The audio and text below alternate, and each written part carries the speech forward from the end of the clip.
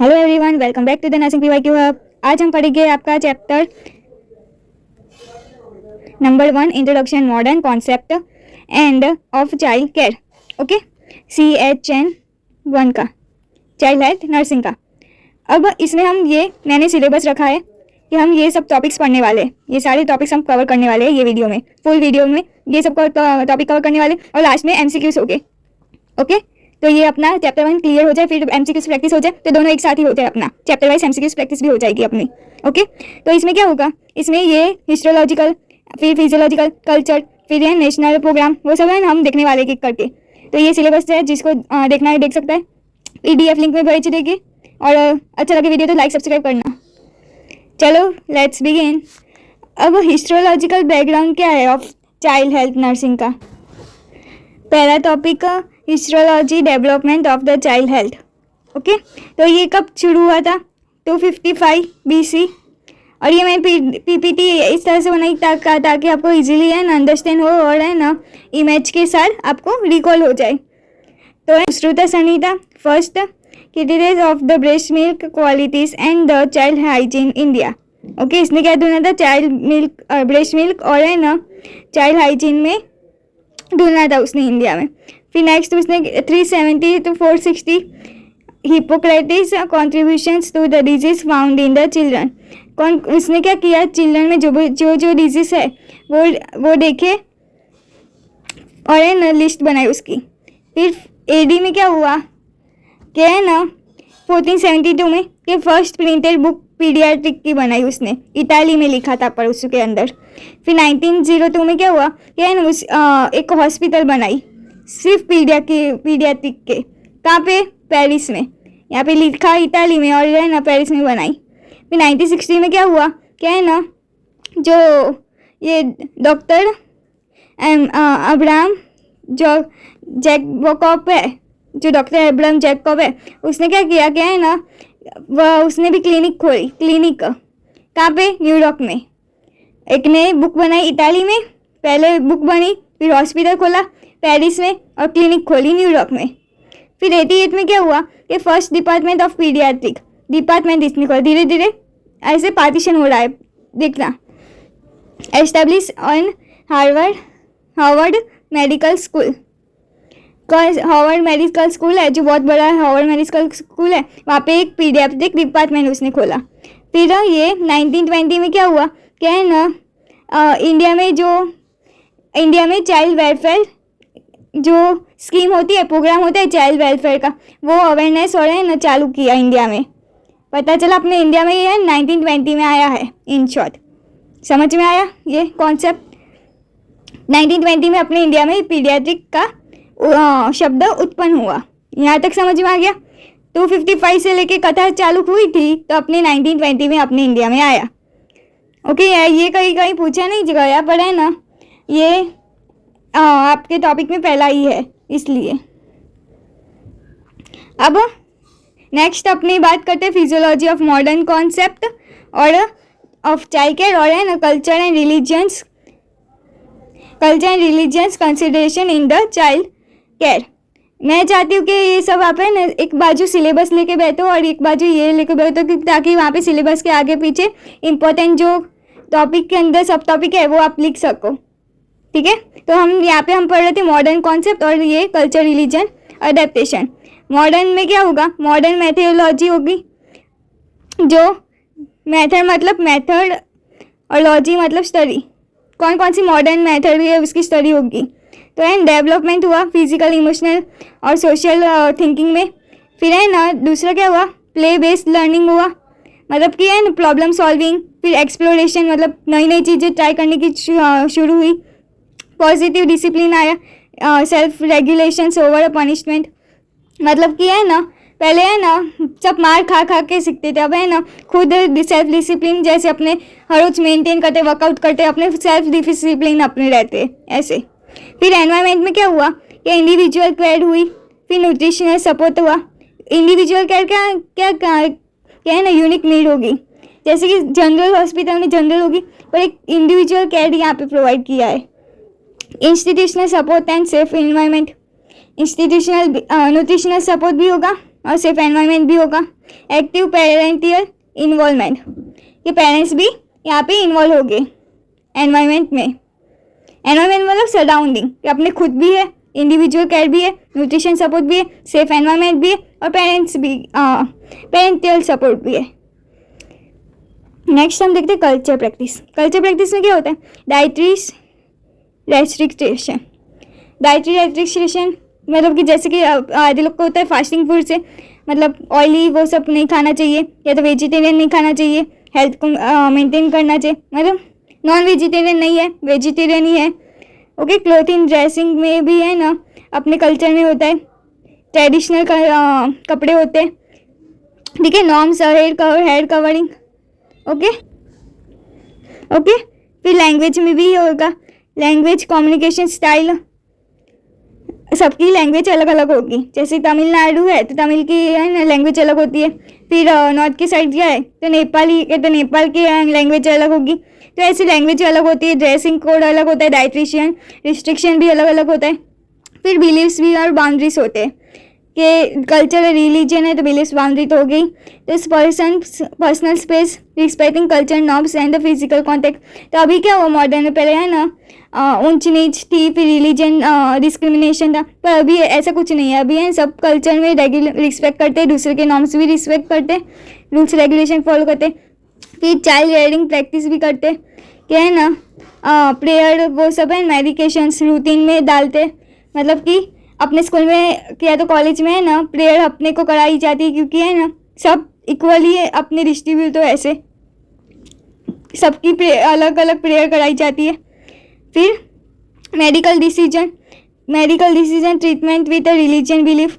Okay, किसी को है ना ऐसे कहते हैं कि है ना सैटरडे मुझे नहीं करानी ट्रीटमेंट, मेरे बिलीव में नहीं आता है, तो है ना मंडे कराएंगे। मतलब मेडिकल डिसीजन भी ट्रीटमेंट के ऊपर मतलब रिलीजन बिलीव करके करते हैं कि हाँ भाई तुम्हारा बिलीव सिस्टम है तो हम ऐसा ही करेंगे ऐसे।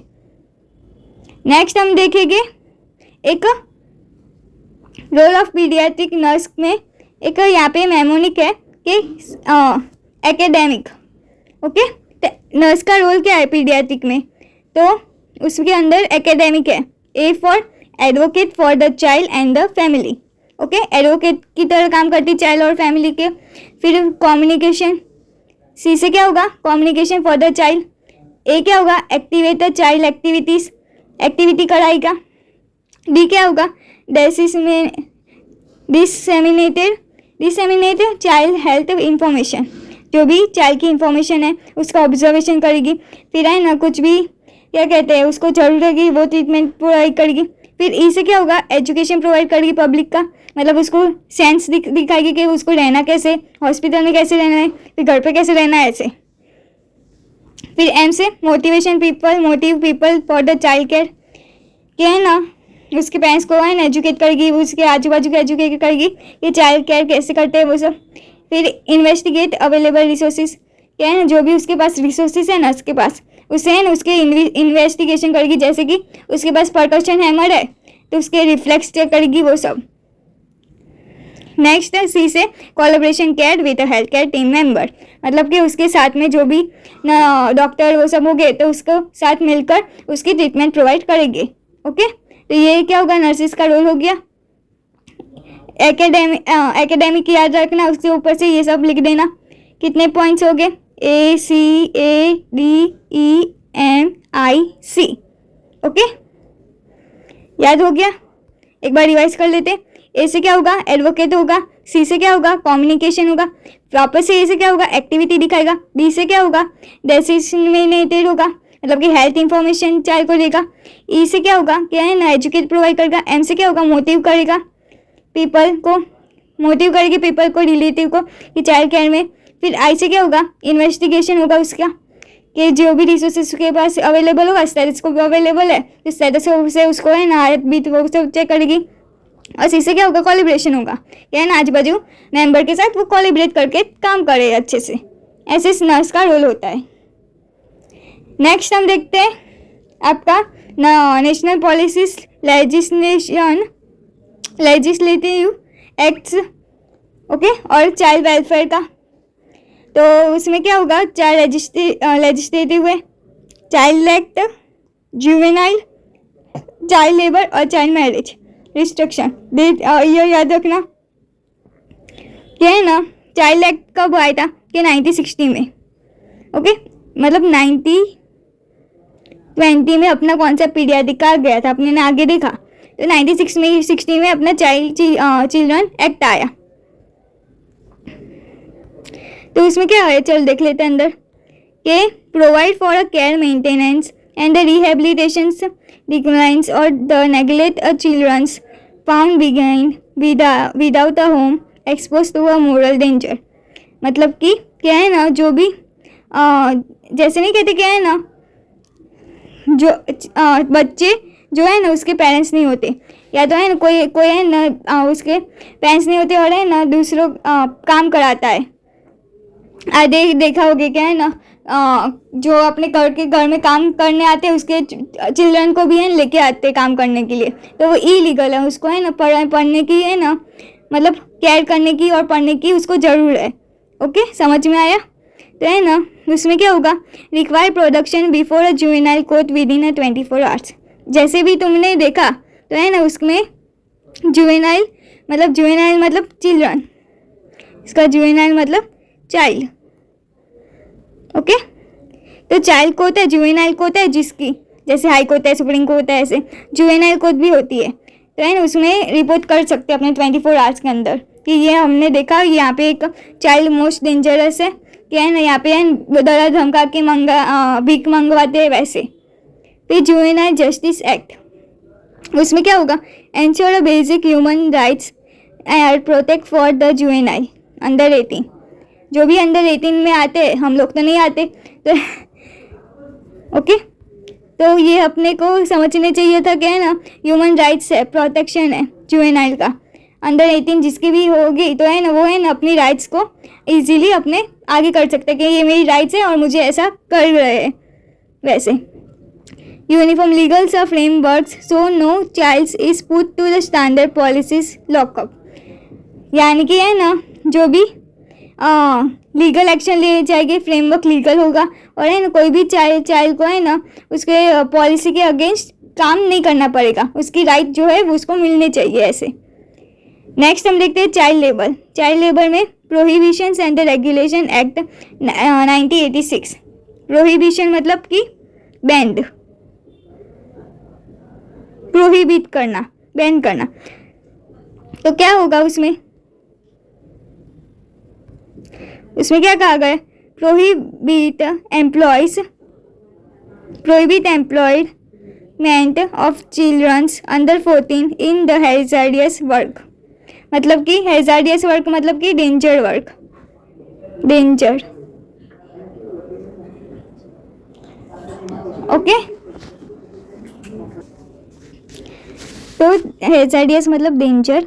Prohibit employments of the childrens under 14 मतलब कि जो भी आपको चिल्ड्रन देखे क्या है ना, वो 14 साल से कम एज में हो और है ना एम्प्लॉय करता हो, वहाँ पे काम करता हो डेंजर जोन में, तो है ना, जैसे चिमनी की फैक्ट्री है, वो सब इंडस्ट्री है, तो उसमें है ना चिल्ड्रन काम करते हो तो तुम है ना लीगल एक्शन ले सकते हो उसके वहाँ पे।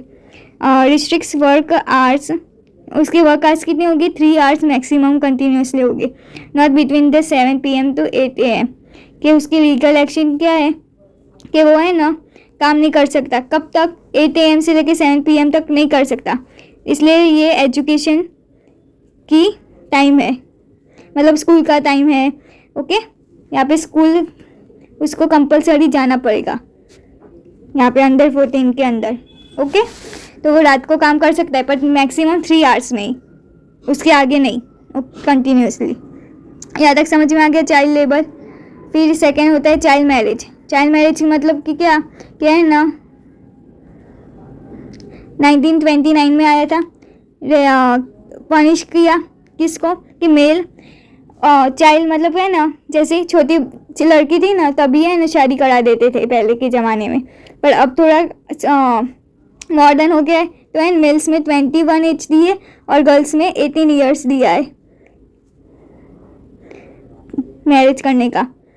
Okay, punish adult males over 21 who contracts childs marriage with a simple imprisonment and fines, मतलब कि जो इलीगल काम करते हैं पैसे दे के या तो है ना ऐसे करके शादी करते हैं तो उसको है ना उसको ये सज़ा दी जाती है, रिस्ट्रिक्शन होता है। और है ना गर्ल्स की 18 एज होगी और है मेल्स की 21 होगी, जो भी है फाइन दे के। जैसे यहाँ पे क्या कहा गया है, डॉरी सिस्टम होती है ना, डॉरी सिस्टम की बात की है क्या है ना, जो फाइन वो सब लेता है, पैसे लेते हैं मेल्स 21 का, क्योंकि वो खुद कमा रहा है तो उसको क्यों जरूरत है पैसे की, तो वो है ना डॉरी सिस्टम दे रहे उसको है ना बैन किया गया है। और है ना जो छोटी बच्ची थी उसको पहले शादी करा देते थे, अब उसकी बैन किया गया है।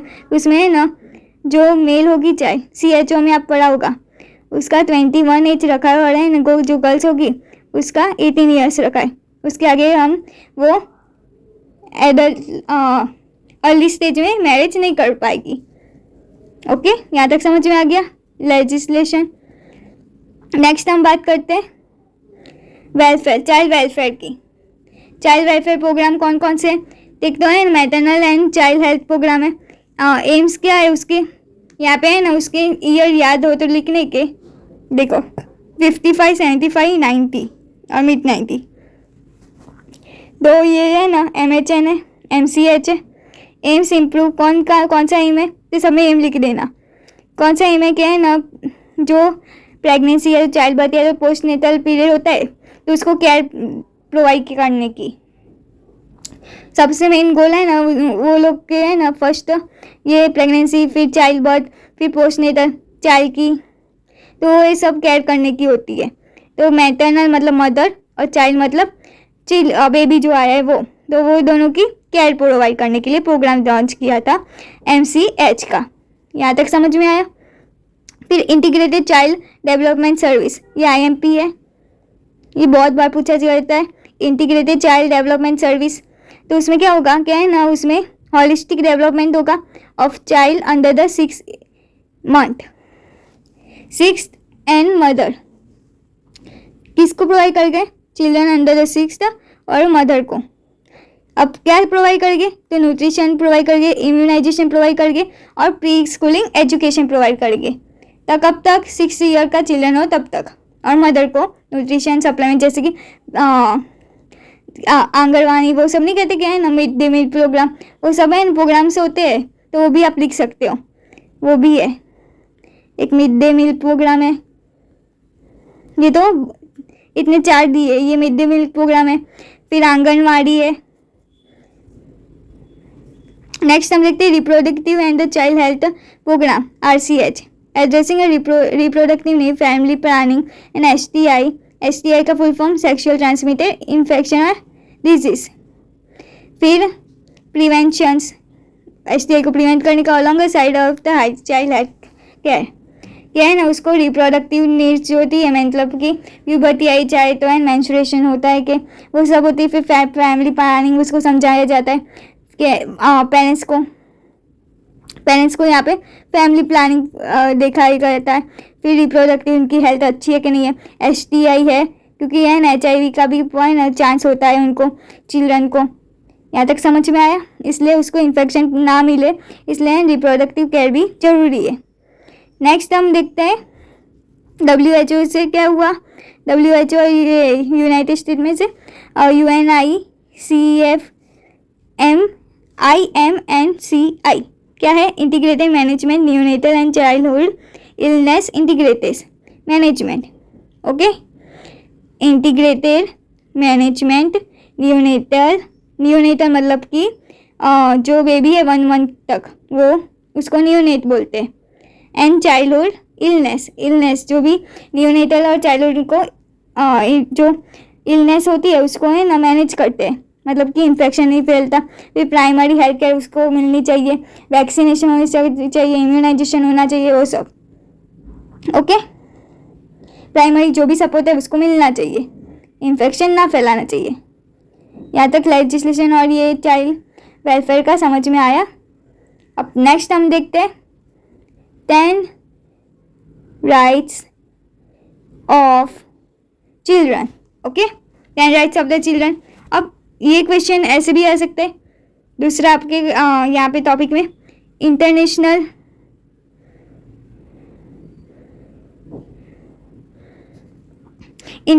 Accepted rights of child. Okay, ये भी क्वेश्चन होता है, बहुत IMP स्टार मार्क कर लेना आगे। ओके, आइए समझते हैं 10 राइट्स चिल्ड्रन के कौन कौन से होते हैं। फर्स्ट तो होता है, इम्पोर्टेंट है, वेरी इंपॉर्टेंट है, पूछा ही जाता है, right to affection, love and understanding. उसको अफेक्शन मिलना चाहिए, लव मिलना चाहिए, अंडरस्टैंडिंग, उसको उसकी ज़रूरत समझनी चाहिए, इंजॉय होना चाहिए, सोशल सिक्योरिटी होना चाहिए, न्यूट्रिशन प्रोवाइड करना चाहिए, हाउसिंग पैटर्न अच्छी होनी चाहिए, और मेडिकल केयर भी उसको अच्छे से मिलना चाहिए, इम्यूनाइजेशन, वैक्सीनेशन वो सब अच्छे से होना चाहिए।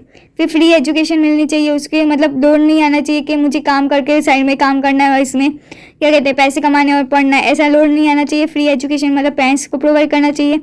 राइट्स तो full opportunity for a play and recreation, मतलब कि एक्टिविटी में पार्ट होना चाहिए या तो प्ले करना चाहिए। अपॉर्चुनिटी, फुल अपॉर्चुनिटी उसको मिलनी चाहिए क्योंकि बचपन ही है जो हम खेल कूद सकते हैं।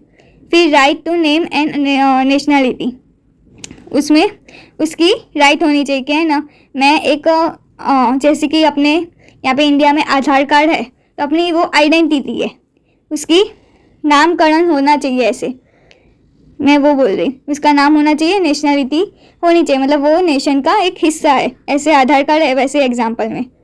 फिर right to special care if handicap, अगर डिफेक्टिव पीस हो चाइल्ड तो उसको है ना स्पेशल केयर प्रोवाइड करनी चाहिए, उसकी देखभाल करनी चाहिए। ऐसे नहीं किया है ना उसको नेगेटिव इन्फॉर्मेशन दे कि तू तो ये तो डिफेक्टिव पीस है, वो तो कुछ नहीं कर सकता, ऐसे कुछ नहीं होना चाहिए।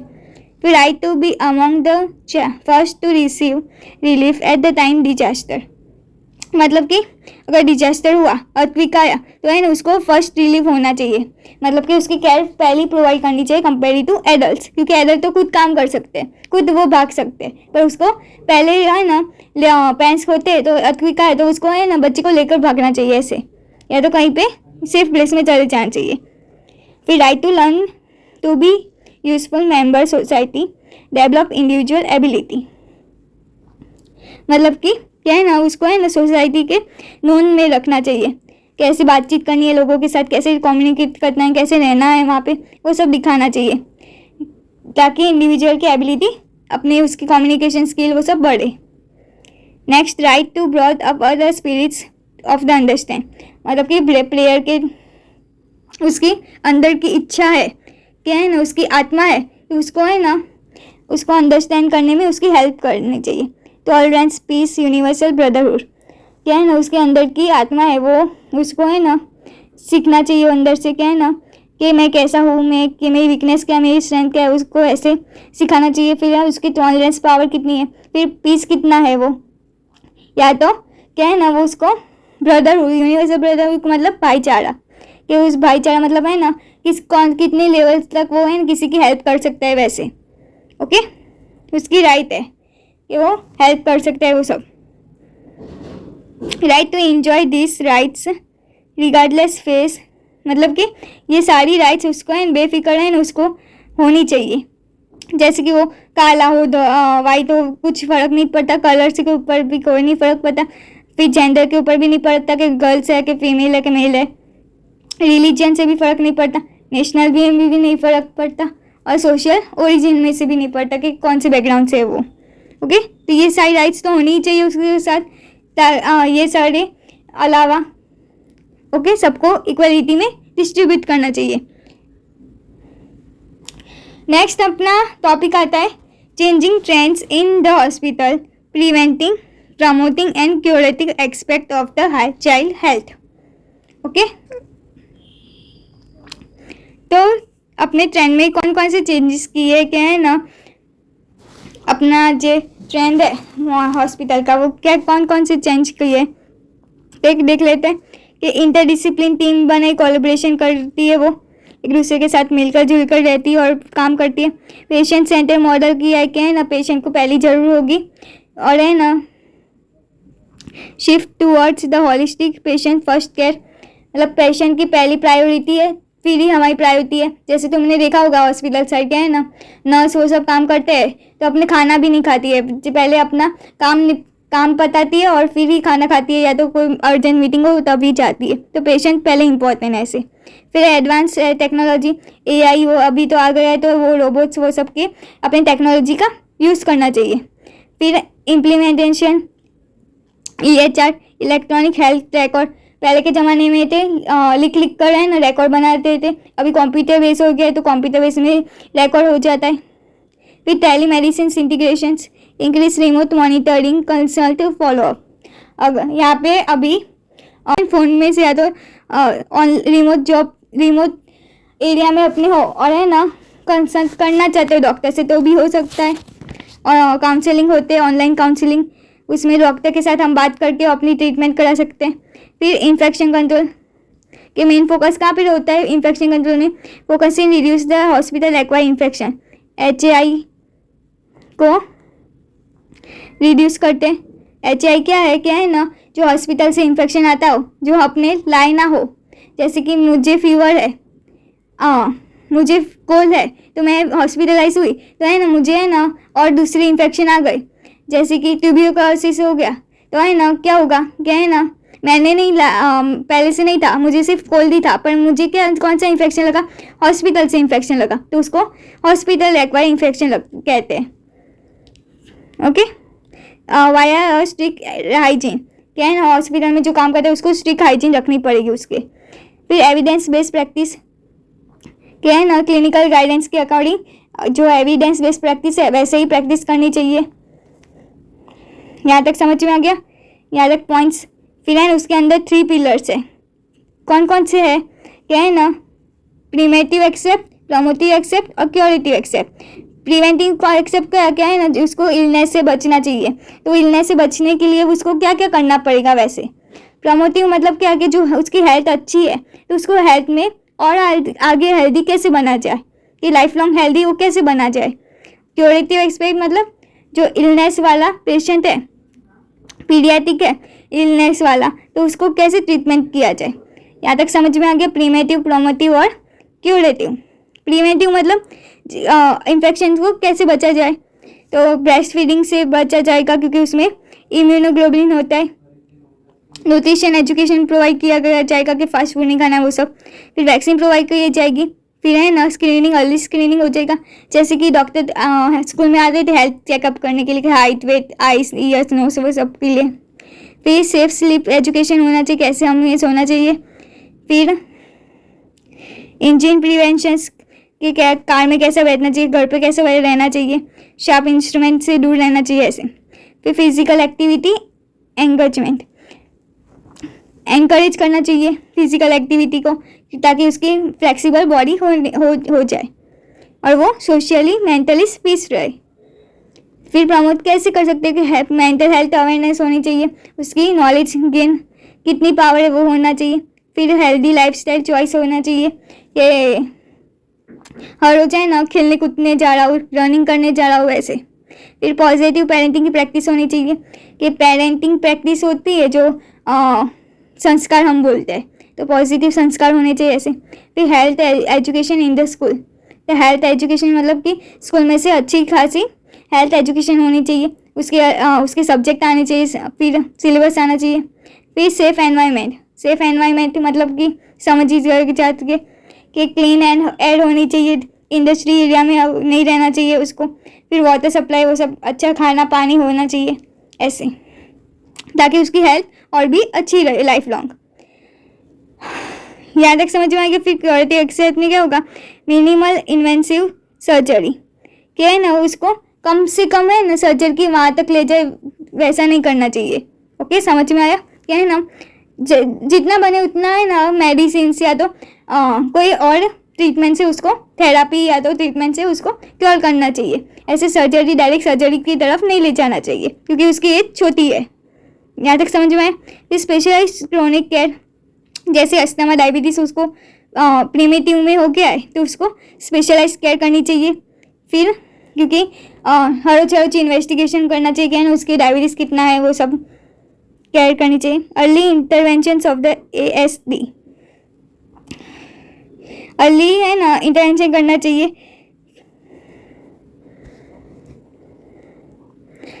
सेकंड, अर्ली इंटरवेंशन करना चाहिए एएसडी का। क्या है ना, जो भी अपने आगे डिजीज आई है तो है ना उसको है ना अर्ली उसके ट्रीटमेंट चालू कर देनी चाहिए। फिर है ना एक्सपांडेड NICU, NICU मतलब नियोनेटल ICU, जो है ना छोटे बच्चों की ICU होती है उसको भी है ना एक्सपांड करना चाहिए, उसकी केयर प्रोवाइड करनी चाहिए ऐसे। फिर है ना टेस्ट कंटिन्यूस रिसर्च प्रोवाइड करनी चाहिए। टेस्ट जो भी उसके ब्लड रिपोर्ट्स वो सब आए हैं तो उसको हर रोज से है ना देखना चाहिए कि है ना उसके कुछ फेड आया या तो कुछ बेनिफिट हुआ कि नहीं हुआ, कुछ ट्रीटमेंट से फ़र्क आया कि नहीं आया वैसे। फिर पीडियाट्रिशियन और स्पेशलिस्ट कोलैबोरेशन होना चाहिए। पेरेंट्स को है ना पीडियाट्रिक या तो है ना उसको जो भी ट्रीटमेंट डॉक्टर दे रहे हैं उसको है ना अच्छे से मिलजुल के उससे बातचीत करनी चाहिए कि क्या प्रॉब्लम एग्जिस्ट है अपने चाइल्ड में। फिर रेयर डिजीज रिसर्च, क्या है ना जो भी रिसर्च में बाकी रह गया है अब उसको क्या है ना कौन कौन सी ट्रीटमेंट में अभी भी नहीं हुआ है तो है ना उसकी रेयर डिजीज होती है आदि बार कि क्रोमोसोमल्स होती है, जेनेटिक होती है, तो वो भी रिसर्च करके उसको पता लगाना चाहिए वो चाइल्ड को केयर मिले इसलिए। नेक्स्ट हम देखते हैं प्रीमेटिव पीडियाट्रिक। प्रीमेटिव पीडियाट्रिक में कॉन्सेप्ट देख लेते हैं। द डेफिनेशन देख लेते, the prevention of disease, promoting of physical, mental and social wellbeing of the children to attain a positive health.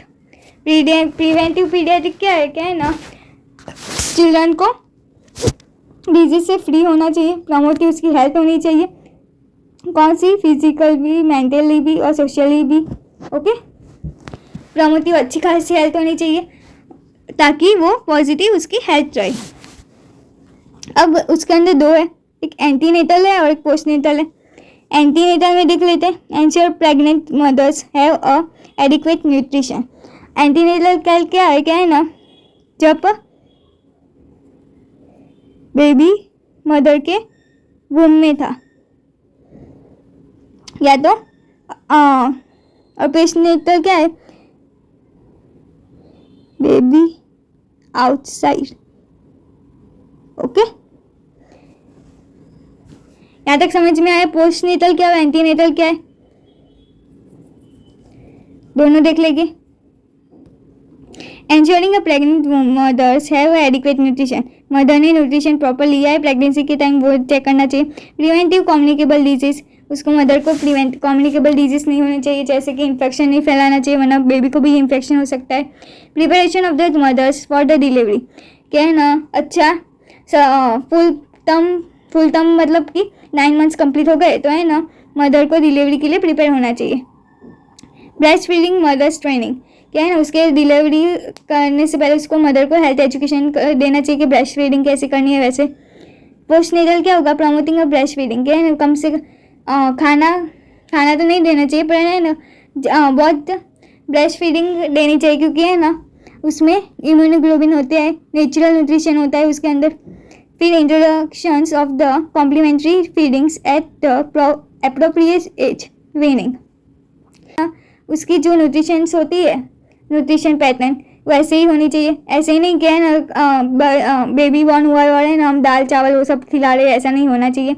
जैसे जैसे एज बढ़ती है वैसे वैसे उसकी वीनिंग पैटर्न होती है, खाने की पैटर्न होती है, वैसे वैसे देना चाहिए। पहले ब्रेस्ट फीडिंग देना चाहिए, फिर है ना पानी वो सब है ना धीरे धीरे चालू करते हैं, फिर दाल वो सब में आते हैं, फिर है ना खिचड़ी वो सब में आते हैं, फिर असली उसकी न्यूट्रिशन एडाप्टेशन बढ़ जाती है।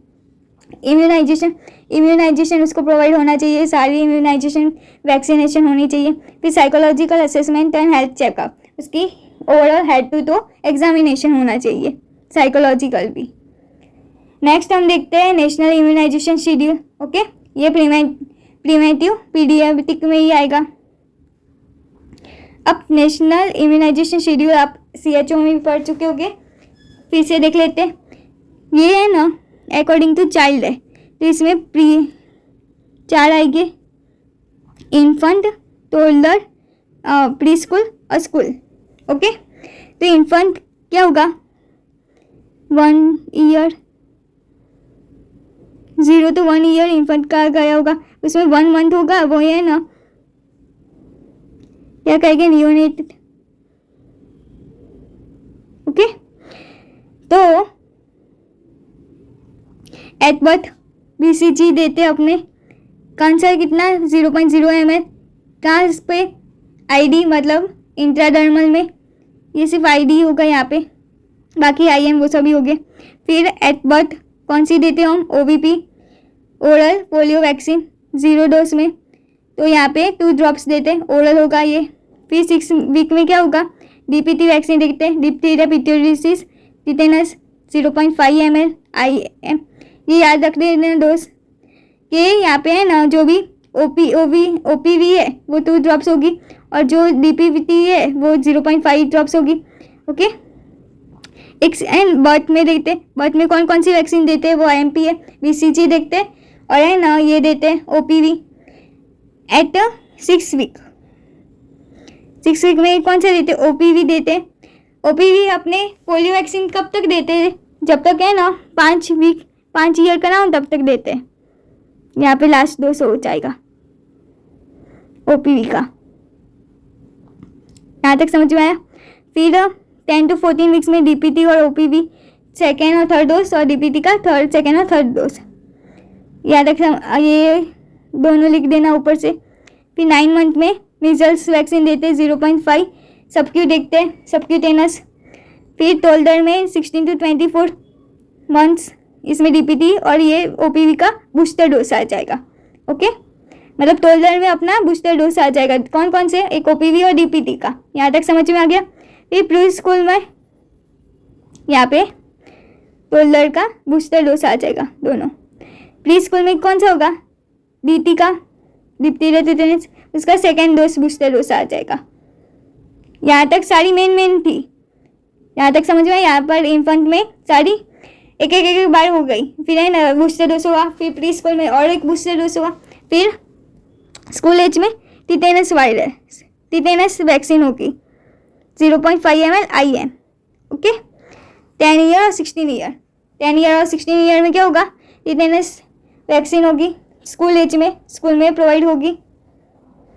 यहाँ तक समझ में आया।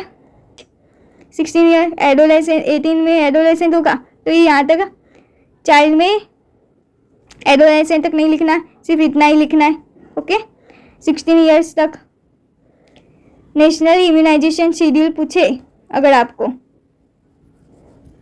किसका, चाइल्ड का, यहाँ पे ध्यान रखना चाइल्ड का तभी, और ये डेफिनेटली IMP है, पूछेंगे ही पूछेंगे।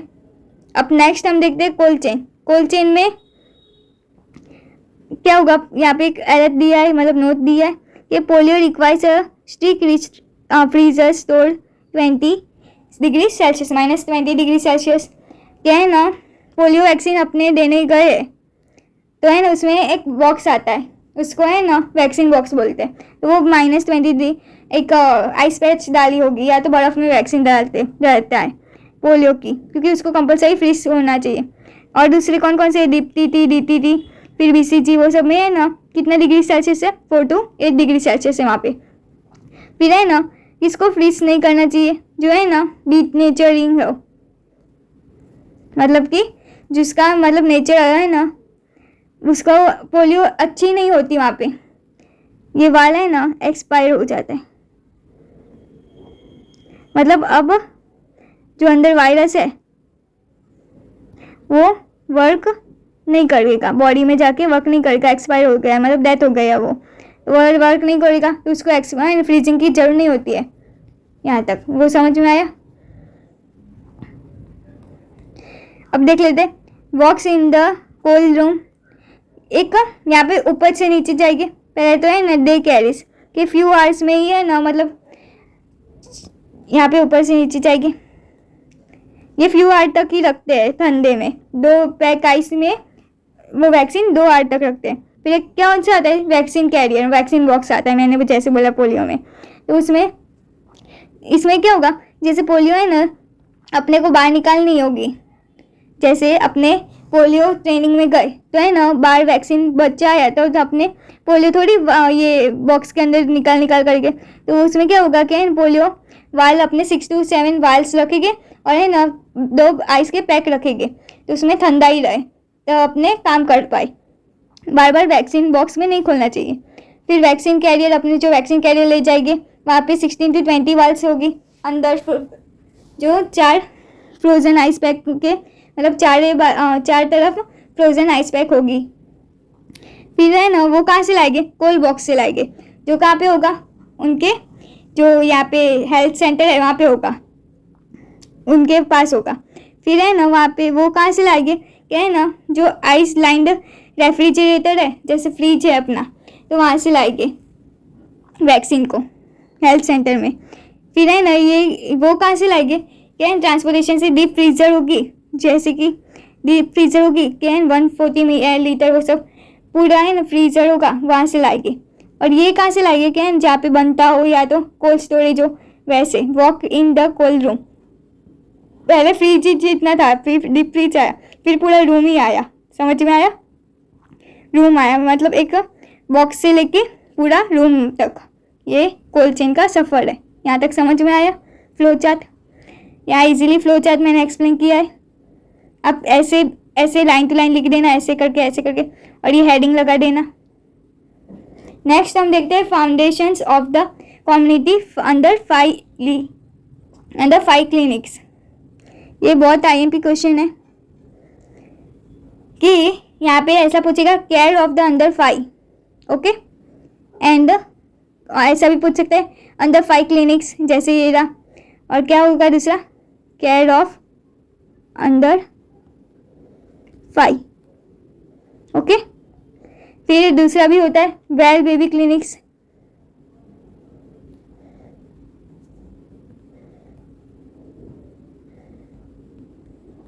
ओके। तो ये क्वेश्चन ऐसे भी आ सकते हैं, 2 तरीके से पूछते। तो इसमें क्या है कि अंडर 5 ईयर्स जो भी है तो उसकी क्लिनिक होती है, तो उसमें एक डेफिनेशन, एम्स, ऑब्जेक्टिव और उसका फंक्शन देख लेंगे ये। तो उसमें क्या होगा, क्या डेफिनेशन में देख लेते हैं, also known as well baby clinics. यहाँ पे क्या होगा कि स्पेशलाइज फैसिलिटी होती है, कॉम्प्रिहेंसिव केयर, किसको केयर प्रोवाइड करते हैं, अंडर 5 ईयर चिल्ड्रन होते हैं उसको। और है ना कहाँ से मिला है, नेशनल वो किसने लॉन्च किया है, क्या है national maternal child health initiative, मतलब कि जो मैटरनल चाइल्ड हेल्थ में नेशनल में जो है उन्होंने क्या लॉन्च किया है कि स्पेशलाइज्ड फैसिलिटी लॉन्च की है, और किसको प्रोवाइड कर हेल्प करने के लिए, care under 5 year of children. उसका दूसरा नाम क्या है, वेल बेबी क्लिनिक्स। उसकी एम देख लेते हैं, ये एम है provide comprehensive tailors health care service to promote optimal growth, development and well being. किसको, चिल्ड्रन को, के अंदर जो 5 ईयर एज है चिल्ड्रन, उसको ऑप्टिमल ग्रोथ होए, डेवलपमेंट होए और वेलबींग होए, उसकी हेल्थ प्रमोट होए, वो देखने के लिए ये स्पेशलाइज्ड क्लिनिक बनाई है। ये क्लिनिक में क्या ऑब्जेक्टिव है कि monitor and promotes healthy growth via regulatory screening. उसकी रेगुलेटरी स्क्रीनिंग होती है, उसकी आंख देखे जाती, कान देखे जाते वैसे। फिर एंश्योर टाइमली वैक्सीन, जो वैक्सीन उसको प्रोवाइड की है तो टाइमली वैक्सीन उसको प्रोवाइड की है कि नहीं की है वो देखे जाते। उसकी रिकॉर्ड रिपोर्ट शीट होती है। फिर न्यूट्रिशनल गाइडेंस, कि उसकी वीनिंग पैटर्न या तो कुछ भी जो खाने की आदत है तो वो देखते हैं कि वो क्या क्या खाता है, क्या नहीं खाता वैसे। फिर detect management common childhood illness प्रमोटली, जो चाइल्डहुड बचपन में अपने को खांसी उधर वो सब हो जाता है तो है वो इलनेस प्रमोटली वो मेंटेन करते, ट्रीट करता है वो सब चाइल्डहुड डिजीज़ को। फिर एम्पावरमेंट, जैसे चाइल्डहुड डिजीज़ में पोलियो वायरस भी हो सकता है ऐसे। फिर empowerments care givers to the create a safe nutritional environment, कि सेफ न्यूट्रिशनल एनवायरनमेंट देते हैं। फिर केयर गिवर्स, ओके, यहाँ तक समझ में आ गया उसके ऑब्जेक्टिव। फिर उसके फंक्शनल क्या है अंदर 5 क्लिनिक्स में, कि ऐसे तुम्हें ना ट्रायंगल बना देना, बहुत डायग्राम में बहुत अच्छे से दिखाएंगे तो है ना अच्छे मार्क्स आने के चांसेस है। ये फैमिली प्लानिंग होनी चाहिए पहले तो, ऐसे नहीं किया 10 बेबी कर दिए या 7 बेबी कर, फिर किसी को ध्यान ही नहीं देते केयर में। फिर केयर और इन इलनेस के ट्रीटमेंट हो तब केयर प्रोवाइड करनी चाहिए। फिर फैमिली को फैमिली प्लानिंग एजुकेशन होना चाहिए, करना चाहिए। फिर प्रिवेंटिव केयर होनी चाहिए। वो क्लिनिक क्या करता है, प्रिवेंटिव केयर करता है कि इन्फेक्शन ना फैलाए इसलिए। फिर दूसरा क्या होता है, ग्रोथ मॉनिटर होना चाहिए, क्या है उसकी ग्रोथ, हेल्थ, फिर हाइट, वेट, वो सब है ना प्रॉपर हो रहा है कि नहीं हो रहा चाइल्ड के, क्योंकि आधे बच्चे न्यूट्रिशन वजह से हाइट वेट नहीं बढ़ती वैसे, इसलिए केयर प्रोवाइड करनी चाहिए क्लिनिक में, ये फंक्शन है उसका।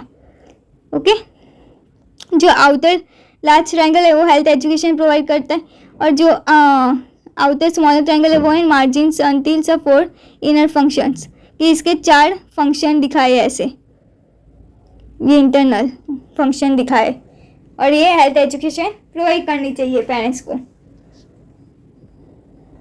यहाँ तक क्लिनिक का समझ में आ गया कि क्लिनिक में क्या क्या होना चाहिए, उसके एम्स, डेफिनेशन, ऑब्जेक्टिव और फंक्शन देखें। अब टॉपिक की बात करते हैं। आपका नेक्स्ट टॉपिक क्या आएगा?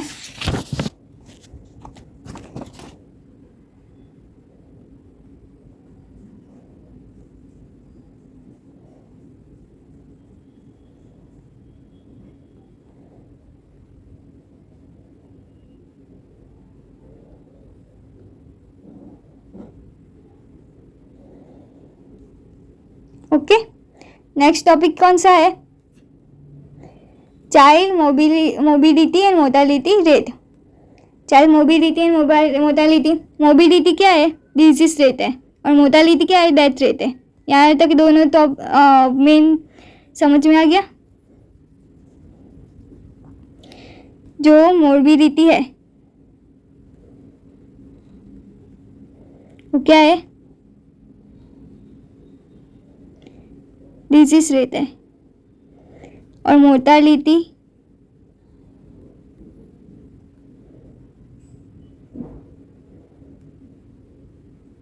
डेथ रेट है।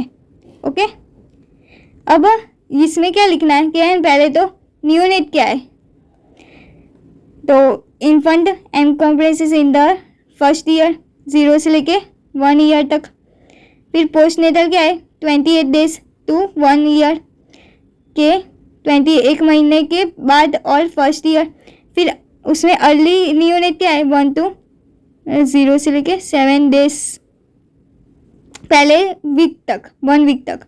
और लेट नियोनेटल क्या है? अर्ली नियोनेटल, लेट नियोनेटल, और पोस्ट नियोनेटल मतलब बाद में। तो लेट नियोनेटल क्या है? 7 days to 28, 7 days to 28 late neonatal. तो पूरा नियोनेट क्या है? नियोनेट 0 से लेके 28 डेज तक। ओके, यहाँ तक समझ में आ गया कि early neonate 0 to 7, late neonate 7 to 28, और ये पोस्ट नेटल 28 से 28 डेज से 1 ईयर तक। और इन्फेंट क्या है? 0 से 1 ईयर तक। यहाँ तक समझ में आ गया। ये 1 month के बाद का है, और ये 0 बर्थ से लेके यहाँ तक 1 ईयर तक। ये अर्ली नियोनेट वो सब समझ में आए। अब अपने टॉपिक की तरफ चलते हैं। Infant mortality rate. तो इन्फेंट मोर्टेलिटी रेट उसका दूसरा नाम है IMR। इन्फेंट मतलब कि 0 से 1 ईयर तक।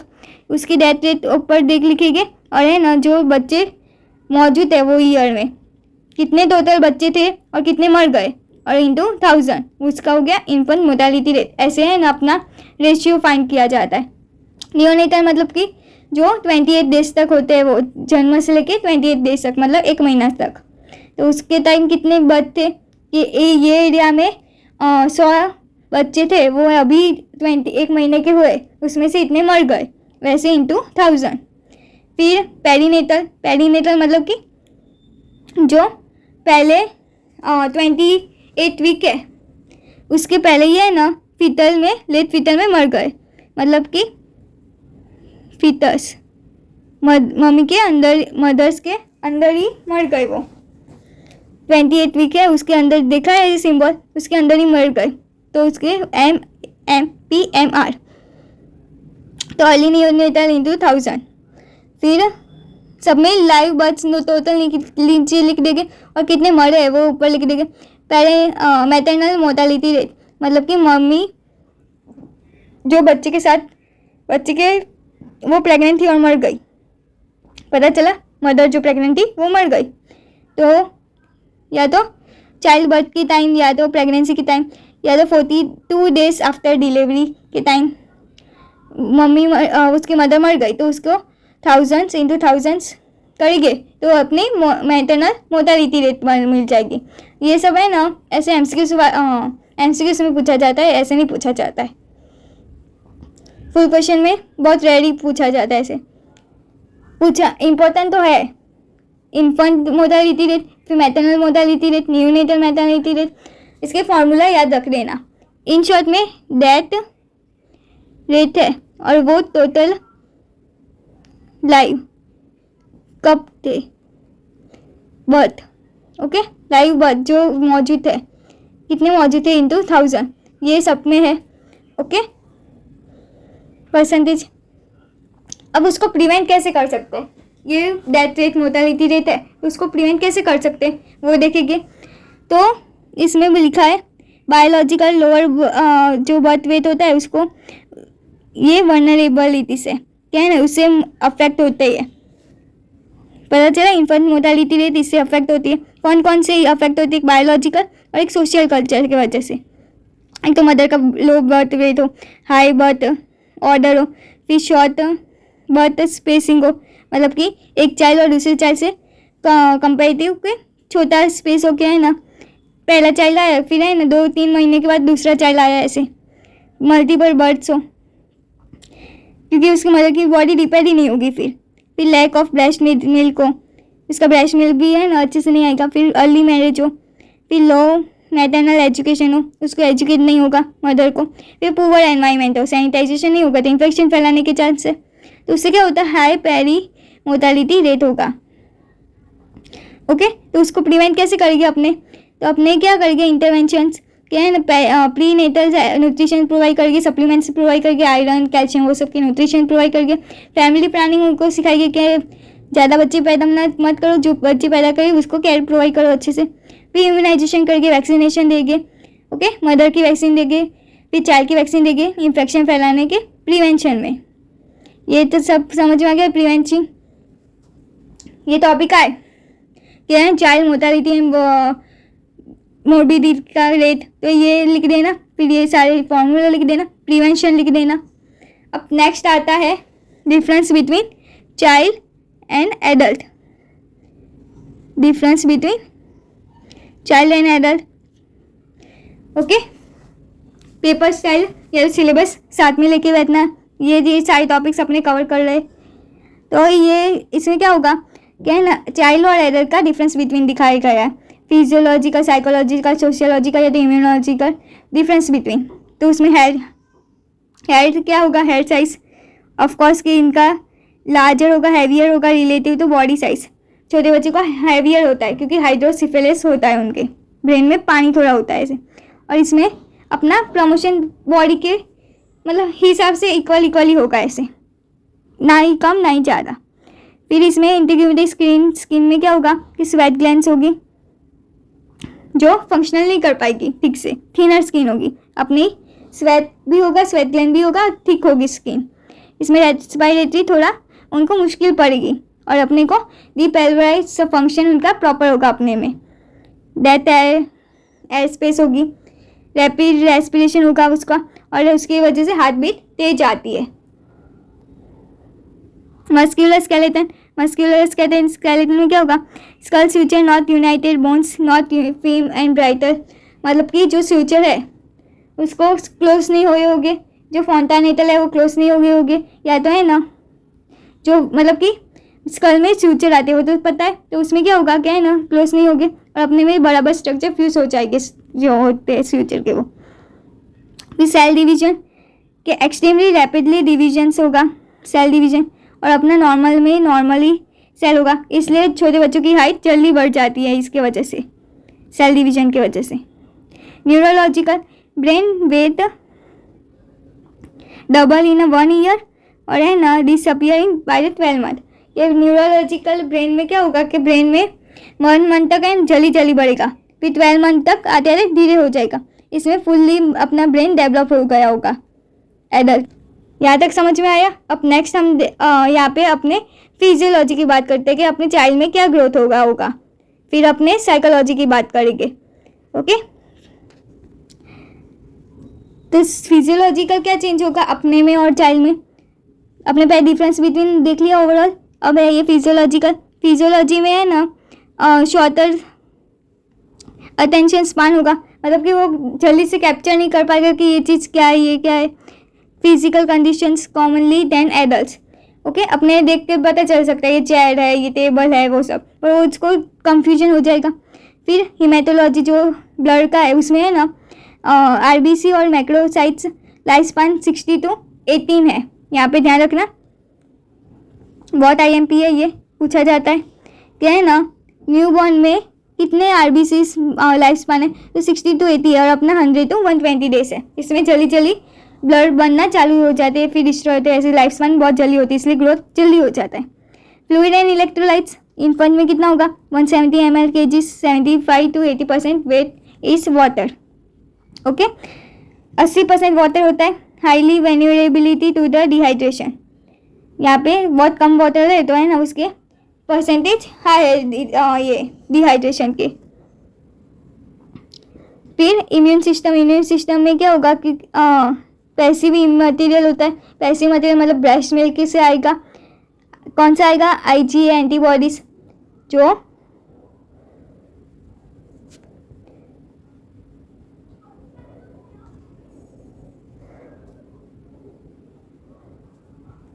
ब्रेस्ट मिल्क से आएगा। ओके, इन्फेक्शन से बचता है।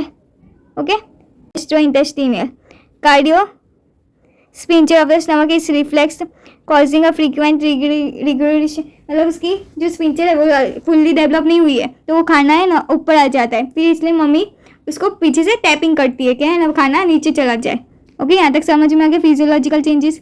अब साइकोलॉजिकल अपने और एडल्ट में क्या होगा डिफरेंस? 6 मंथ में लेस एंजाइटी होगी, उसकी एंजाइटी नहीं होगी, कुछ टेंशन ही नहीं उसको, और अपने में बहुत एंजाइटी होगी। फिर है ना उसको कुछ भी एंजाइटी होगी तो है सीधा रोने लग जाएगा।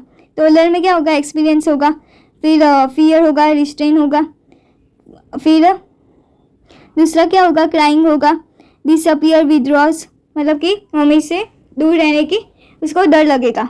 प्री स्कूल में क्या होगा कि आपने देखा होगा टोल्डर में क्या है ना बच्चे आजू बाजू उसके पेरेंट्स के आजू बाजू ही घूमते हैं। फिर नेक्स्ट अपने प्री स्कूल देखते हैं, प्री स्कूल में क्या होगा शो सीवियर रजिस्ट्रेशन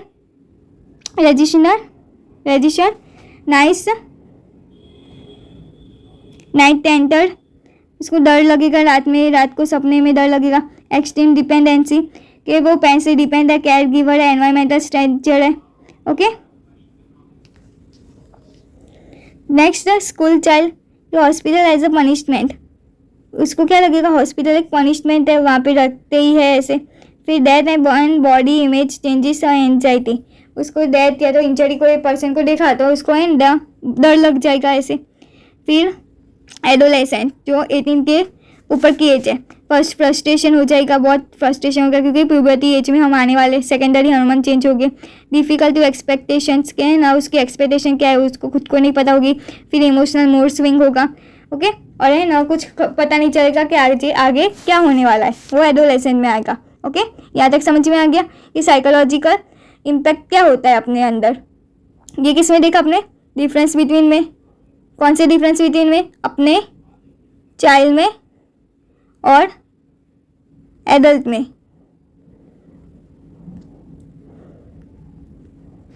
नेक्स्ट हम देखते हैं impact and intervention hospitalised by the child. कौन कौन से इम्पैक्ट है हॉस्पिटलाइजेशन में के चाइल्ड और पेरेंट्स में, तो है ना उसमें हम देखेंगे इम्पैक्ट क्या होता है बच्चे में। तो है ना इन्फेंट में 1 ईयर जो होता है तो रिएक्शन क्या होता है, सेपरेशन एंजाइटी होता है, क्राइंग होता है, सेंसरी डिप्रेवेटिव होता है। इंटरवेंशन वो पेरेंट्स क्या कर सकते हैं, encourage parents participating in a feeding, उसको खाने खिलाने में, और रूटीन केयर, उसको बाथिंग वो सब में है ना उसको केयर प्रोवाइड करनी चाहिए ताकि उसका सेपरेशन दूर हो, उसको मतलब उसके नज़दीक रहना चाहिए, उसको फियर ना हो। तो ओल्डर में क्या होगा 1 to 3 ईयर में कि protest crying, escaping, depressive withdrawals, उसको भी यहाँ पे विड्रॉ करने की टेंशन होगी या डर लगेगा। फिर थम सर्किंग, वो सब एंजाइटी लेवल होगा तो थम सर्किंग, फिर डेनियल मूड वो सब होगा। ओके, तो इंटरवेंशन क्या है ना, ट्रस्ट बिल्ड करना चाहिए पेरेंट्स को। फिर बिहेवियर विदाउट अ पनिशमेंट, कि उसके बिहेवियर में मारना झुड़ना नहीं चाहिए, पर बाकी उसको प्यार से समझाना चाहिए बच्चे को, कहते ये गलत है। फिर प्री स्कूल में क्या होगा, क्या है ना, वापस से नाइट मार्क्स हो गए, क्या है ना, उसको गंदे गंदे सपने आएंगे, ऐसे एक्सट्रीम डिपेंडेंसी होगा, बहुत डिपेंड हो जाएगा। फिर वो हॉस्पिटलाइज हो, सबको पनिशमेंट जैसे समझेगा, क्या है ना, हॉस्पिटल है वो तो नहीं जाना चाहिए, कभी किसी को नहीं जाना चाहिए ऐसे। इंटरवेंशन, रूमिंग इन मतलब कि मदर और चाइल्ड का कनेक्शन, मदर और चाइल्ड का कनेक्शन, उसको रूमिंग इन बोलते हैं। एनकरेज होना चाहिए, मम्मी को साथ में उसको खेलना चाहिए, सेल्फ केयर करना चाहिए। फिर एक्सप्रेस फीलिंग, जैसे बच्चे उसको एक्सप्रेस कर पाए फीलिंग उसको, वैसे करना चाहिए। यहाँ तक समझ में आया। फिर स्कूल एज में क्या है, 6 to 12 एज में फियर मल्टीप्लिकेशन से जो बहुत सारे फियर हो जाते हैं, डेथ की भी सिचुएशन उसने देखी हो तो वो मतलब कांपने लग जाता है, या तो फियर हो जाता है, एंजाइटी हो जाती है, उसकी इमेज जाती नहीं उसके दिमाग से। ओके, इंटरवेंशन क्या है, प्राइवेसी उसको मेंटेन करनी चाहिए, शाइनेस उसको फील होगी, इसलिए प्राइवेसी मेंटेन करनी चाहिए। स्कूलिंग रीडिंग्स अलाउिंग करने चाहिए, उसको एक्टिविटी नई एक्टिविटी में भाग लेना चाहिए। फिर एडोलेसेंस में क्या है, 13 ईयर में रिएक्शन में frustration with a rules extensions of the parental authorities, fears unknown, उसको खुद को ही नहीं पता होगा कि मैं क्या कर रहा हूँ, क्या मुझे करना है। फिर उसका मूड स्विंग होगा, इमोशनल स्विंग होगा, फ्रस्ट्रेशन हो जाएगा, बाद में गुस्सा आएगा। तो उसको इंटरवेंशन क्या करना चाहिए, काउंसलिंग करना चाहिए, क्लियर इन्फॉर्मेशन होना चाहिए, रिस्पेक्ट उसकी होनी चाहिए, सेल्फ केयर होना चाहिए, प्राइवेसी मेंटेन करनी चाहिए और इंडिपेंडेंस होना चाहिए। यहाँ तक समझ में आ गया। हमने क्या पढ़ा, इम्पैक्ट पढ़ा। इम्पैक्ट का उनसे हॉस्पिटलाइजेशन के चाइल्ड या फैमिली के ऊपर क्या असर होता है वो हमने पढ़ा। नेक्स्ट हम देखते हैं कम्युनिकेशन टेक्निक कि हम पीडियाट्रिक या पेशेंट या तो चाइल्ड है तो अपने कम्युनिकेशन स्किल कैसे उसके साथ करें। तो उसमें यूज सिंपल लैंग्वेज करनी चाहिए, न कॉम्प्लिकेटेड। एनकरेज क्वेश्चनिंग बहुत ज़्यादा पूछनी चाहिए ताकि वो उसकी वॉइस वो सबके अपने कनेक्शन बन पाए। आई कांटेक्ट मेंटेन करनी चाहिए, एक्टिविटी लिसनिंग होनी चाहिए, यूज़ प्ले एंड टॉयस, उसको खिलौने देने चाहिए ताकि ट्रस्ट बिल्ड हो। वी प्रोवाइड रेस्योनेंस मतलब कि काम कंफर्टेबल, उसको घर जैसा एनवायरनमेंट मिलना चाहिए हॉस्पिटल में भी। तो वैसे कम्युनिकेशन स्किल अपने को पीडियाट्रिक में ऐसे करने चाहिए। ये बहुत इजी है, सिंपल ही है, आप भी लिख सकते हो। नेक्स्ट अपना टॉपिक आता है ग्रीफ और ब्रेवेटिवमेंट।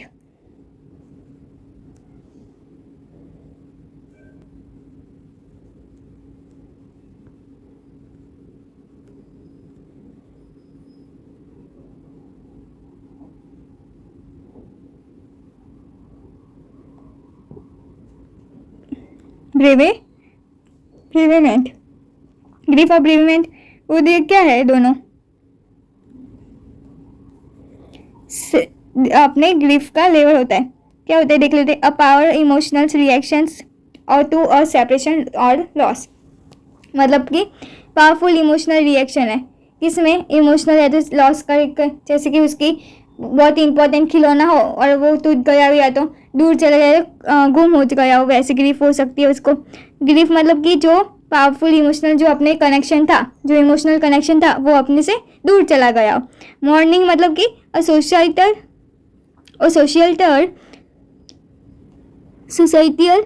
expressions and the process by which a grief is resolved। क्या होगा, क्या है ना, रिसॉल्व करने में, जैसे कि अपने यहाँ पे मर जाता है कोई, फिर है ना मौन व्रत नहीं रखते, वैसे सोसाइटियल एक्सप्रेशन होते हैं, जैसे कि अपने सोसाइटी में एक्सप्रेशन होते हैं जिसको हम वैष्णव भी बोलते हैं। अपने यहाँ पे क्या होता है, क्या है ना, मर जाता है उसके दूसरे के तीसरे दिन वैष्णव करते हैं ताकि अपने सोसाइटी में रिलेटिव्स में एक्सप्रेशन कर पाए फीलिंग ऐसे, और ग्रीफ थोड़ा कम हो, अपना ग्रीफ कम हो ऐसे। कॉम्प्लिकेशन क्या है, क्रॉनिक, अगर ग्रीफ अंदर के अंदर ही रहेगा और हम बोलेंगे भी नहीं, शेयर नहीं करेंगे तो उसके अंदर क्या होगा, अपने अंदर ही अंदर बिटरनेस होगा, मतलब कि अंदर ही अंदर हम खा जाएंगे, ऐसा नहीं बोलते अपने। फिर हाइपरट्रॉपिक, ओवर थिंकिंग हो जाएगा, फिर है ना डिले इनिबिशन सेकेंड मॉर्निंग, ये अपने उसको ना पुकार करेगी, किसी को बातचीत नहीं करना, लोनलीनेस करने का, आइसोलेशन हो जाएगी। फिर उसके सिम्टम क्या है कि फिजिकल क्या होगा अपने को, क्या टायर्डनेस होगा, या तो थ्रोट या चेस्ट में दर्द होने लगा, टाइटनेस हो जाएगा, अपनी फीलिंग्स अपने अंदर अंदर रखेंगे तो टाइटनेस हो जाएगा, थ्रोट हो जाएगा। फिर लॉस ऑफ द एपेटाइट हो जाएगा, भूख नहीं लगेगी, आइसोलेशन जैसा फीलिंग हो जाएगा, लिथार्जिक होगा, वीकनेस होगा। फिर साइकोलॉजी में क्या चेंजेस होगा, क्या है ना लॉस्ट ऑब्जेक्टिव होगा, तो उसके अंदर याद आ जाएगा। फिर एंगर होगा, गिल्टी होगा, फ्रस्ट्रेशन होगा कि मुझसे ये कैसे छूट गया वैसे। फिर सोशल में क्या होगा, विड्रॉ हो जाएगा, आइसोलेशन हो जाएगा जैसे मैंने बोला। फिर उसके स्टेजेस होते हैं, stages of the childrens grief. Children की कौन कौन से स्टेजेस होते हैं देख लेते हैं। डिसऑर्गेनाइजेशन, ट्रांजिशन और रीऑर्गेनाइजेशन। बच्चे में कैसे होता है डिसऑर्गेनाइजेशन, मतलब कि जो चीज़ यहाँ पे टेंट्रम हो जाएगा, मतलब कि ऐसे जमीन में पछाड़ लगेगा, या तो है ना रोने लग जाएगा, या तो जोर जोर से बोलने लगेगा, या तो किसी को मारने लगेगा, ऐसे उसकी चीज़ खो गई है तो। और रिग्रेशंस, उसको रिग्रेशन होगा। डिसऑर्गेनाइजेशन मतलब बहुत गंदी तरह से और बिहेव करेगा। फिर ट्रांजिशन कि उसको क्या हुआ, होपलेसनेस और विड्रॉल, मतलब कि है ना अपने से नाराज हो जाएगा, वैसे होगा ना करके विड्रॉ हो जाएगा। फिर उसको क्या होगा, दूसरा कुछ मिलेगा, क्या मिलेगा, emotional energies fades, motive returns. दूसरा कुछ उसको खेलने के लिए मिल गया वैसा ही, तो उसको अच्छा लगेगा और है ना वापस से वो अपनी मस्ती में या एनर्जी में आ जाएगा। यहाँ तक स्टेजेस ऑफ चिल्ड्रंस ग्रीफ पता चल गया। अपने में ग्रीफ स्टेजेस क्या कौन कौन से होते हैं, डेनियल होता है, ओके डेनियल होता है। फिर है ना डिप्रेशन होता है, एंगर होता है,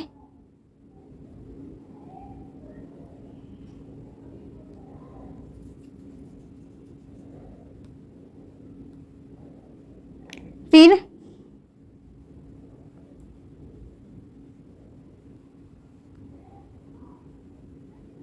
बार्गेनिंग होती है, और तीसरा कौन सा होता है, एक्सेप्टेशन होता है। ये भी लिख देना, ओके यहाँ तक समझ में आ गया। अपने भी कौन से होते हैं, डेनियल होता है, डिप्रेशन होता है, एंगर होता है, बार्गेनिंग होती है और एक्सेप्टेशन होता है। ये आपने पढ़ा होगा साइकोलॉजी में। फिर age group concept of death, उसके अंदर कौन से कैसा होता है और इंटरवेंशन कैसे हम क्या कर सकते हैं। यहाँ पे ये ग्रीफ के अंदर ही आएगा, चाइल्ड के अंदर ही।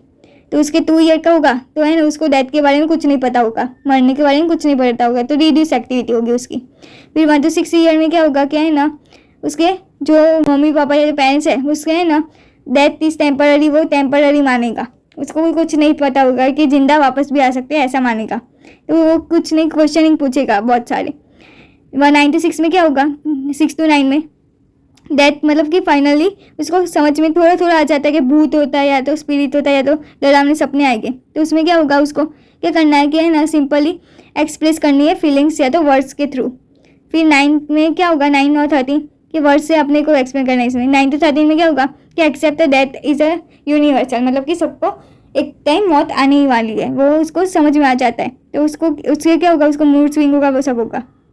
पर हमें क्या करना है, उसको पॉजिटिव फिजिकल कहना है कि है ना ये अच्छा होता है, ऊपर से है ना ये अपने मोक्ष की तरफ बढ़ते वो ऐसा। फिर टीनेजर में क्या होगा, क्या है ना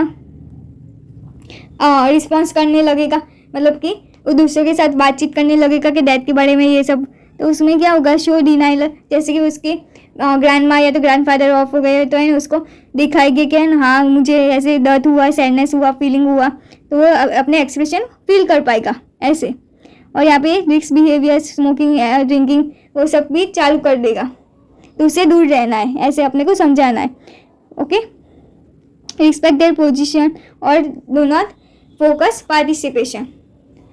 यहाँ पे उसके पार्टी मतलब उसके ऐसे नहीं क्या है ना वो मर गए तो है ना अपने उसके बिहाफ में ऐसे मतलब उसके डिप्रेशन में रहे, स्मोकिंग करे, वैसे करे, वैसे कुछ नहीं करना चाहिए, अपने को उसकी रिस्पेक्ट करनी चाहिए। नेक्स्ट एक्शन हब क्लिनिक के कि हम क्या कर सकते हैं। वापस से RON आया, रोल ऑफ नर्स। इनफर्ट में एनकरेज कर सकते पेरेंटियल फीडिंग में या मेडिकेशंस में, फिर मिनिमाइजेशन, सेपरेशन, एंजाइटी वो सब कर सकते हैं। फिर टोटल में हम क्या कर सकते हैं कि ट्रस्ट बिल्ड कर सकते हैं पेरेंट्स का। और पनिशमेंट से विदाउट मतलब बिहेवियर उसकी है तो पनिशमेंट से अलावा हम दूसरी अल्टरनेटिव मेथड में से उसको समझाएंगे। प्री स्कूल में और स्कूल एज में क्या होगा, क्या है ना, मैक्सिमम कांटेक्ट उसको मिलेगा स्कूल के थ्रू, तो उसको रिस्पेक्ट वो सब क्या दिखाने थेरापी प्रोवाइड करेंगे कि उसको सोशल में कैसे बिहेव करना है। एडोलेसेंस में क्या होगा कि उसके कम्युनिकेशन स्किल में जो हम वर्क करेंगे, एनकरेज करेंगे, सेल्फ एक्सटीम बढ़ाएंगे उसकी, फिर है ना उस स्किल्स के थ्रू है ना ट्रीटमेंट करेंगे, प्लानिंग करेंगे खुद की कि हम कैसे तुझे ट्रीट करें, तो उसको भी इन्वॉल्व करेंगे उसको। फिर जनरल एनवायरनमेंट प्रिपरेशन क्या होगा, orient families to the war sound के एक बार अपने बच्चों को लेकर यहाँ पे हॉस्पिटल में आना चाहिए ताकि उसकी फेलियर ख़त्म हो जाए, कि एंजाइटी ख़त्म हो जाए हॉस्पिटल में। Keep calm and quiet for sleep. Separate room for a painful procedure. कोई भी पेनफुल प्रोसीजर हो तो उसके लिए सेपरेट रूम होना चाहिए, उसको प्राइवेसी मेंटेन होनी चाहिए। वो जनरल एनवायरनमेंट प्रिपरेशन होना चाहिए। कहाँ पे, क्लिनिक में। ये हॉस्पिटल की बात हो रही है कि हॉस्पिटल में ऐसे कैसा क्या क्या होना चाहिए ऐसे। नेक्स्ट हम देखते हैं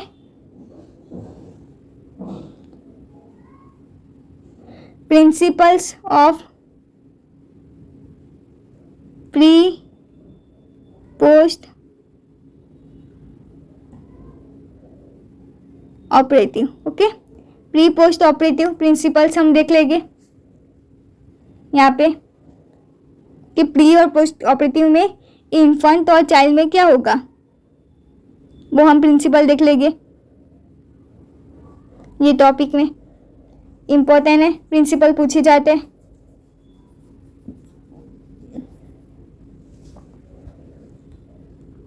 pre operative emotional and physical.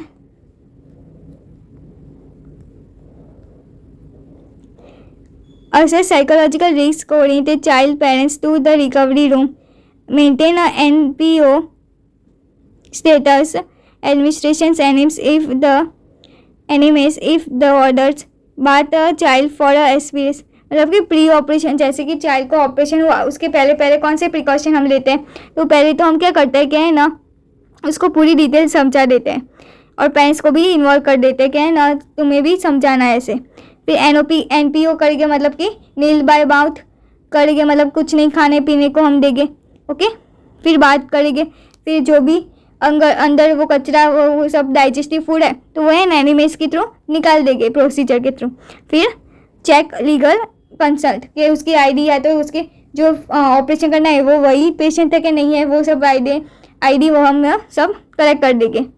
फिर नेक्स्ट अपना क्या होता है, ये प्री ऑपरेटिव टीचिंग में क्या करेंगे, डीप ब्रीथिंग उसकी ओवरऑल देखेंगे, डीप ब्रीथिंग है, कफिंग है, फिर एक्सट्रीमिटी एक्सरसाइज कराएंगे उसको। ओके, फिर नेक्स्ट हम क्या देखेंगे,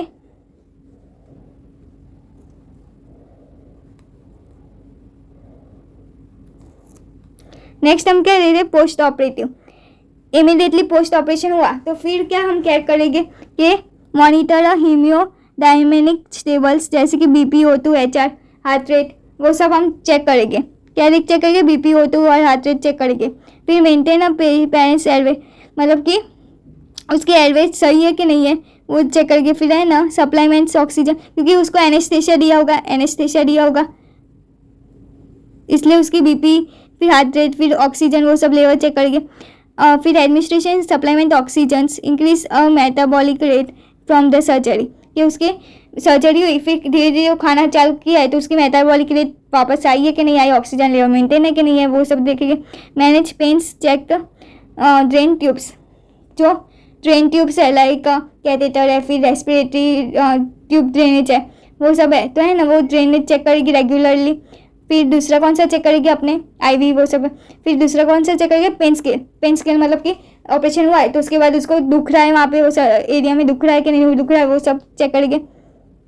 फिर दूसरा आता है केयर आफ्टर 24 आवर्स, ये हम पहला सब टॉपिक लिखेंगे, फिर दूसरा सब टॉपिक ये लिखेंगे, तीसरा सब टॉपिक ये लिखेंगे, चौथा सब टॉपिक ये लिखेंगे, केयर आफ्टर 24 आवर्स के। उसके बाद क्या करेंगे अपने 24 आवर्स में, उसका हाइड्रेशन मेंटेन करके IV फ्लूइड देंगे, पानी देंगे, बाउल अच्छे से खाता है पीता है कि वो देखेंगे, बाउल से चेक करके।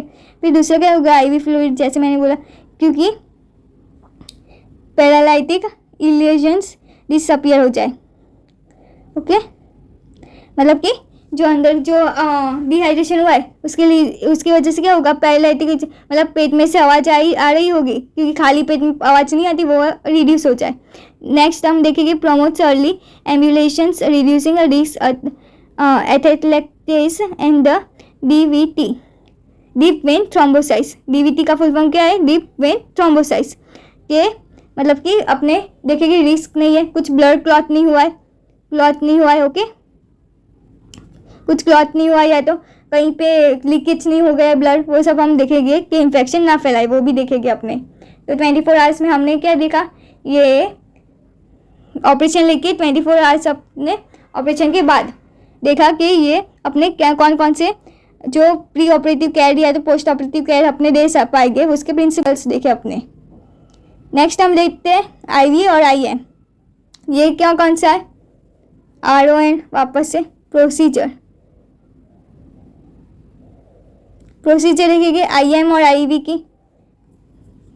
IV की दोनों में चीज़ें ज़रूर है, क्योंकि हम इम्यूनाइजेशन देखते हैं इसलिए ना इसमें दिया है, वैक्सीन देते हैं अपने। तो IM में क्या होगा, टारगेट मसल्स टिश्यूज, IM से ही मस्कुलर है।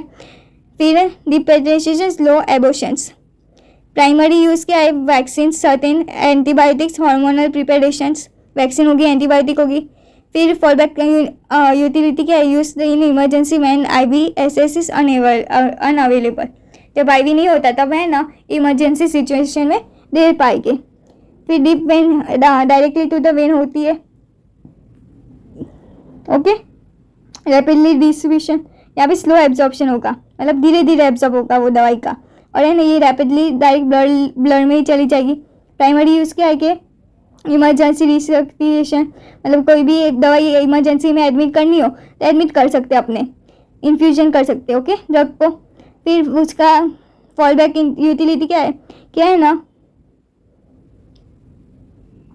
Use when the oral meditations is ineffective, जैसे कि है ना अपने इंसुलिन है तो इंसुलिन हम गोली के फॉर्म में नहीं ले सकते, क्योंकि है ना वो उसके अंदर प्रोटीन आता है और वो हमारे स्टमक में HCl जो होता है एसिड वो तो देता है, तो उसकी वजह से क्या होता है कि है ना इंसुलिन प्रॉपरली काम नहीं कर पाएगी, उसके लिए सबक्यूटेनियस चाहिए, ओके, इंजेक्शन। वैसे ही इसमें बोला है कि ओरल मेडिटेशन है वो काम नहीं करती इफेक्टिव, तो उसकी वजह से ये देते हैं, या तो उसके बदले IM देते हैं। यहाँ तक समझ में आया। अब नेक्स्ट देखते हैं IM का इंडिकेशंस एंड कॉन्ट्राइंडिकेशंस। इसमें क्या लिखना है, जब कुछ भी प्रोसीजर पूछे कि IM या तो IV की, तो उसका इंजेक्शन का नाम, ओके, टारगेटेड कहाँ पे देते हैं, फिर यूज़, फिर indication, contraindication, okay, then after preparation, position या तो साइट, ओके। तो यहाँ पे ये सब देखिए, ये साइट्स, फिर प्रिपरेशन, यहाँ तक समझ में आ गया, और आफ्टर केयर की डॉक्यूमेंटेशन, वो सब यहाँ तक समझ में आ गया। ये सारे टॉपिक्स लिख देना, injection, target, use, indications, contraindications, preparation और पोजीशन और आफ्टर केयर, ये सारे टॉपिक्स हैं ना, लाइन से लिखना। तो अपने ने अभी तक क्या देखा है, IV और IM का टारगेट और यूज देख लिया। अब इंडिकेशन और कॉन्ट्राइंडिकेशन, इंडिकेशन मतलब जो इंसान को हम दे सकते, कॉन्ट्राइंडिकेशन जो इंसान को नहीं दे सकते। तो मेडिसिन रिक्वायर स्लो एब्जॉर्प्शन, जो मेडिसिन स्लो एब्जॉर्प्शन देखते हैं। फिर सबक्यूटेनियस इरिटेशन होता है उसके वजह से, वैक्सीन होगी, या तो इमरजेंसी IV नहीं मिल रही होगी तो वो उसके बदले ये दे देंगे। फिर मेडिकेशन एलर्जी, जो एलर्जी है तो हम नहीं दे सकते। फिर इन्फेक्शन वहाँ पे वो साइट में है तो भी नहीं दे सकते। फिर वहाँ पे ब्लीडिंग हुआ है तो भी नहीं दे सकते। वहाँ पे नर्व डैमेज है वो तो भी नहीं दे सकते। और मसल्स पासम या तो कुछ भी मसल्स की तकलीफ हो तो भी नहीं दे सकते। या तो मसल्स मांस हो गया हो, खूंचा हो गया हो, ऐसे तो वो भी नहीं दे सकते। ये कॉन्ट्राइंडिकेशन इंडिकेशन देख लिए। नेक्स्ट हम साइट देखेंगे। साइट अपने यहाँ पे देते जो थाई है वहाँ पे थाई मसल्स में देते क्या नाम है, वास्टस लेटरसिस। वास्टस लेटरसिस जो छोटे बच्चों में देते हैं। Primary site for the infant and told her. Okay, तुमने देखा होगा एक शॉट में देते हैं, यहाँ पे देते हैं इंजेक्शन पैर पे मस्ती करके और वहाँ पे उसको डिस्ट्रैक्ट करके वहाँ पे इंजेक्शन देते हैं। Next deltoid muscles. Deltoid muscles most important है। ये साइट देख लेना, मोस्ट इंपॉर्टेंट है। डेल्टॉइड मसल्स में अपर आर्म देते हैं किसको, ओल्डर चाइल्ड को, जो बड़े हो गए चाइल्ड उसको देते हैं। अपनी सारी वैक्सीन वहाँ पे ही लगी होती। कोरोना वायरस भी अपने ने वहाँ पे लिया था। फिर नेक्स्ट आता है वेंट्रोक्यूलेटर साइट्स हिप मसल्स में for child over 2 years old, specially larger medicine volume. अगर मेडिसिन की वॉल्यूम ज़्यादा हो तो है ना अपने वहाँ पे देते हैं, यहाँ पे हिप मसल्स में। ओके, यहाँ तक साइट समझ में आ गई IM की। अब IM की प्रिपरेशंस कि गैदर सप्लीमेंट्स, फिर ग्लव्स पहनेंगे, वो हैंड वॉशिंग करेंगे, डोज देखेंगे, पहले ऑर्डर देखेंगे कि सही है कि नहीं, पोजीशन देखेंगे, फिर है ना इंसल्ट करेंगे किस एंगल पे देना है। अगर IM है तो 90 डिग्री में देना है। और IV इसमें लिखा है IM है तो इन्फेंट में 90 डिग्री देना है, और ओल्डर हो तो 45 डिग्री में थोड़ा स्लैंट में देना है। ओके, एडमिनिस्ट्रेशन करेंगे, एस्पिरेशन करेंगे, पुल करेंगे बैक। फिर पुल क्यों करेंगे बैक, क्योंकि ब्लड आ रहा है कि नहीं आ रहा है वो देखने के लिए, वरना वेन में गई है अपनी जो इंजेक्शन है वो वेन में गया है तो अपने वो एस्पिरेट करके चेक करेंगे कि पहले अपना सही से गया है कि नहीं गया है, फिर अपने डाल देंगे अंदर। ओके, IM में क्या होता है, एस्पिरेट करते हैं, वापस से एक्सपीरेट करते, पुल बैक करते हैं ताकि ब्लड आया कि नहीं आया वो देखने के लिए। अगर नहीं आया तो अपनी जगह सही है, और आया है तो रॉन्ग है अपनी जगह। यहाँ पे ऐसे समझ में आ गया। फिर IM देंगे, और इसमें बोन को टच नहीं होना चाहिए, क्योंकि बोन में टच होगा तो टिटेनस होने के चांसेस ज़्यादा है। ओके, मतलब स्नीजर्स होने की चांसेस ज़्यादा है, पैरालाइज होने के चांसेस ज़्यादा है ऐसे। ओके, तो बोन को टच नहीं होना चाहिए, ऐसे IM देना जो होना चाहिए। नेक्स्ट पोस्ट केयर में क्या होगा, विड्रॉल जो यहाँ पे है तो यहाँ पे कॉटन से स्वाइप नहीं करेंगे, मतलब दबा के रखेंगे वहाँ पे, और मतलब कि पंचर ना हो इसलिए। और है ना वो जो कॉटन है उसको डिस्चार्ज करके BMW वेस्ट मटेरियल को हम मेंटेन करेंगे लास्ट में, और डॉक्यूमेंट दोस्त करेंगे। यहाँ तक IM समझ में आ गया।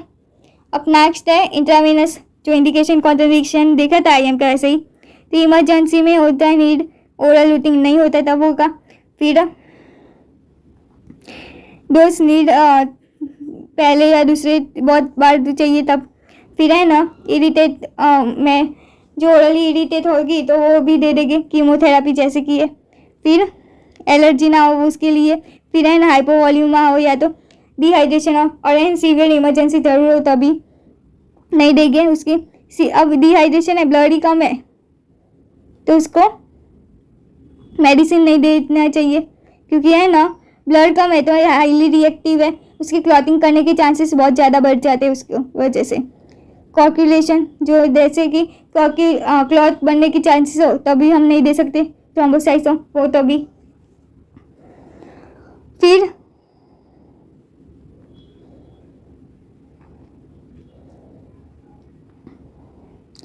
क्या है ना ब्लड में से है ना ब्लड आ रहा हो, लीकेज हो रहा हो ब्लड, तब वो भी नहीं दे सकते, इन्फेक्शन फैलने के चांसेस हैं। फिर इंटीग्रेटेड प्रोवाइडर ट्रेनर्स, मतलब कि ट्रेनर्स चाहिए उसके लिए देने के लिए, और ना हो तब नहीं दे सकते, अपने ट्रेनर ना हो तो अपने नहीं दे सकते, अपने को आता हो तभी दे सकते।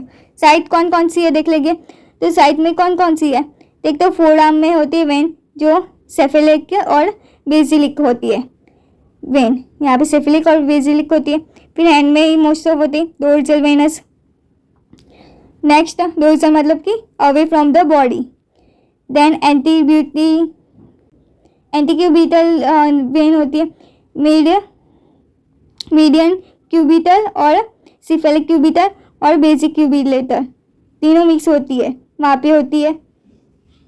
ओके, वहाँ पे भी वेन होती है। तो पहले में अपना हैंड वेन होती है, दूसरा फोर वेन होती है और तीसरा एंटीक्यूबिटल वेन होती है। यहाँ तक वेन की साइड समझ में आ गई। जैसे ये मसल से नीचे इसलिए 90 डिग्री देते हैं। यहाँ पे वेन है इसलिए 15 to 20 अप्रॉक्स 25 डिग्री में देते हैं IV। ओके, IM 90 डिग्री में और ये IV 15 to 30। यहाँ तक समझ में आ गया। अगर ये यहाँ पे बोन होता इसलिए बोन को टच नहीं होना चाहिए, वैसे देना पड़ता है। और यहाँ पे आ गया तो यहाँ पे वेन होती है। अब IV एडमिनिस्ट्रेशन कैसे करनी है, उसकी प्रिपरेशन, तो उसकी क्लीन जो साइट है वो क्लीन करनी पड़ेगी, स्टेबलाइज हैंड को करना पड़ेगा, फिर इंसर्ट करने का, फिर सिक्योर करने का, क्या है ना ब्लड वापस नहीं आ रहा वैसे कुछ, फिर डायरेक्ट है ना ये पेशेंट में नहीं डालने का, डायरेक्ट जो आदि मेडिसिन है वो डायरेक्टली पेशेंट में नहीं डालने की, इससे अच्छा IV जो पंप जो IV होता है उसके थ्रू ही डालने का, फ्लश नहीं करने का, ऐसे मतलब कि पुश बैक नहीं करने का, फिर मॉनिटर एंड डॉक्यूमेंट करने का। यहाँ तक समझ में आ गया। अब ये नेक्स्ट टॉपिक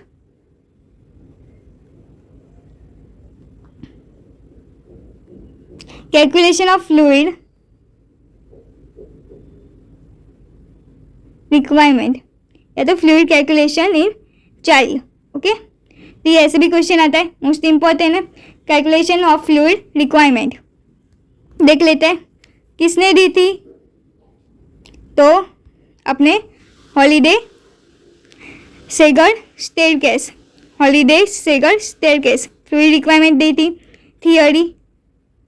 उसमें क्या था, क्या है ना, total daily fluid is cumulative across these their tires based on their child except weight, के चाइल्ड के वेट के वहाँ से फ्लूइड कितना जाना चाहिए वो उसने थियोरी दी थी। तो उसमें होगा क्या हो कि 100, 15 और 20 वो रूल होगा, 100, 50 और 20, 4 to 1 रूल होगा। ओके, 100, 15, 20 रूल होगा। उसमें क्या होगा, क्या है ना, फर्स्ट 10 एज है तो उसमें 100 ml पर kg और पर डे, मतलब कि 10 kg 1 kg में 100 है, 100 ml है, तो 10 kg में कितना, तो ऐसे क्रॉस होगा तो 1000 इंटू 1 kg, ऐसे। यहाँ तक समझ में आया। तो है ना, फर्स्ट के 10 kg में 100 ml होगा, सेकेंड 10 kg में 15 ml होगा। अगर चाइल्ड उससे भी बड़ा है, 20 kg से अबव है, तो 20 ml और पर डे में उमेरेंगे, ऐड करेंगे। यहाँ पे एक एग्जांपल ले लेती हूँ। अगर सपोज 25 kg का चाइल्ड है, ओके, तो 25 kg का चाइल्ड है तो 10 + 5, ओके, ऐसे डिवाइड कर देंगे। तो 10 में क्या होगा, 100 होगा, तो उसको 100 देना होगा। फिर 10 दूसरा क्या होगा, 5 होगा, मतलब 1 kg में 100 ml है, अपना 10 है। फिर दूसरे में क्या होगा, 10 kg में 15 ml दूसरे दिन में देंगे और तीसरे दिन में 5 देंगे, तो 5, मतलब कि यहाँ पे क्या, अगर 20 के अबव kg है तो 20 ml देंगे, तो 5 kg है। यहाँ पे जैसे 1 kg में 20 था, तो 5 kg में कितना, तो 5 × 20 ओके, हो जाएगा। तो 5 इंटू 20 कितना होगा? तो 1000 ml, 1000 ml देंगे यहाँ पे। तीसरे दिन में 1000 ml, यहाँ पे 550 इंटू, दूसरे दिन में हमने क्या किया था 15 होगा और इंटू 10 होगा, तो 500 ml दूसरे दिन में देंगे। और ये पहले दिन में 100 इंटू 1000, तो 1000 ml 1 लीटर अपने फ्लूइड देंगे। तो ये समझ में आ गया। 25 kg है, ये 25 kg है, तो उसे 10 10 5 डिवाइड किया, तो उससे क्या होगा? अगर एक kg में 1000 है तो इसके उल्टा कितना होगा? 1000 ml, तो 1 लीटर होगा यहाँ पे। फिर 15 में दूसरे दिन में 50 है तो 500 ml होगा, उससे हाफ। डायरेक्ट अपने को पता हो कि 10 to 10 है तो हाफ हो जाएगा, 1000 से 500 हो जाएगा। और तीसरे दिन हम 1000 देंगे वापस से, सॉरी हाँ 100 ml देंगे यहाँ पे, ये 1000 नहीं देंगे, 100 ml। ओके, 5 इंटू 20 100 ml देंगे तीसरे दिन। ये फ्लूइड कैसे हुआ समझ में आया? नेक्स्ट हम देखते हैं registration application of registration. Next topic अपने रजिस्ट्रेशन, मतलब हाथ पैर बांध के रखते हैं वो छोटे बच्चे को। तो फिजिकल कैसे बांध सकते हैं कि बेल्ट है, वेस्ट में होगा, फिर ये साइड में सिंबल भी दिखाया है। फिर दूसरा ये हार्म ना कर इसलिए है ना ऐसे बेल्ट दिया जाता है, डेलीरियम दिया जाता है। फिर नेक्स्ट ग्लव्स वो सब दिया जाता है ताकि अपने आपको हार्म ना कर पाए। ओके, ट्रेनर्स दिया जाता है, पर्सनल ट्रेनर्स कि उसको वॉच रखे, उसको कुछ ना करे इसलिए वॉच रखते रहे। फिर केमिकल में मेडिसिन दिया जाती है, नींद की गोली ऐसे सडेस्टिव, नींद की गोली वैसे दे जाती है। फिर है ना दूसरा इंजेक्शन दिया जाता है, या तो मेडिकल हिस्ट्री में से इसको प्रिस्क्राइब किया जाता है दवाई। फिर मैकेनिकल में क्या होगा क्या है ना बेड ट्रे बिछाया जाएगा, या तो है ना ऐसे बिछाया जाएगा क्या है ना वो उसको कंफर्टेबल हो और प्रिवेंशन हो, उसको खुद को हार्म ना कर पाए। ओके, तो मैकेनिकल रजिस्ट्रेशन, केमिकल और फिजिकल। यहाँ पे गाइडलाइंस क्या दिया है? Restriction is last restored immediate threats only, मतलब कि तुरंत ही किया जाता है।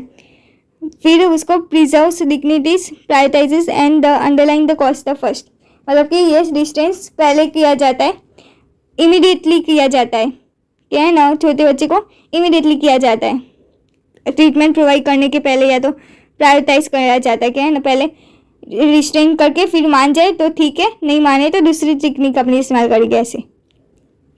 फिर असेसमेंट पेन असेसमेंट अपने करेंगे।